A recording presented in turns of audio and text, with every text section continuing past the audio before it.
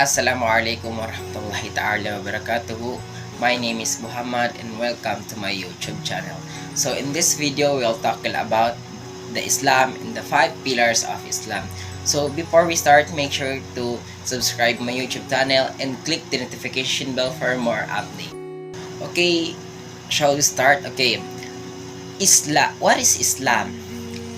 Islam is from the Arabic root word salam, which means peace, submission to the will of God. So, okay, that is the meaning of Islam, salam or peace.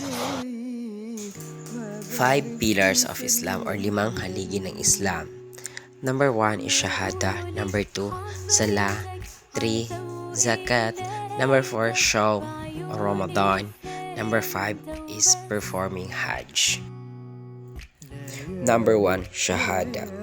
Shahada, sumasaksi na walang ibang Diyos na dapat sambahin maliban sa Allah subhanahu wa ta'ala at si Nabi Muhammad sallallahu alaihi wasallam ang kanyang huling sugo. Number 2, Salah, prayer. Obligation of every Muslim to perform a salah in 5 times a day.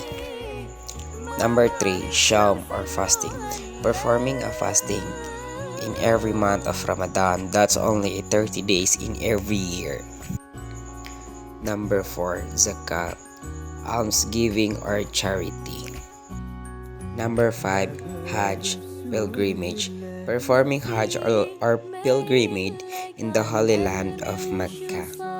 Okay, that is the 5 pillars of Islam. Okay, let's go back in the word Islam. Again, what is Islam? Islam is from the Arabic root word which is salam. Salam means peace or submission to the will of God or to the Allah. Karagdagang kaalaman, ang mga taong sumusunod sa kautusan ng Islam, sila yung tinatawag na Muslim. Hindi matatawag na isang Muslim ang isang tao hanggat hindi sumusunod sa kautusan ng Islam. Hanggang sa muli, once again, this is Muhammad and thank you for watching my video. Innal Habib al-Mustafa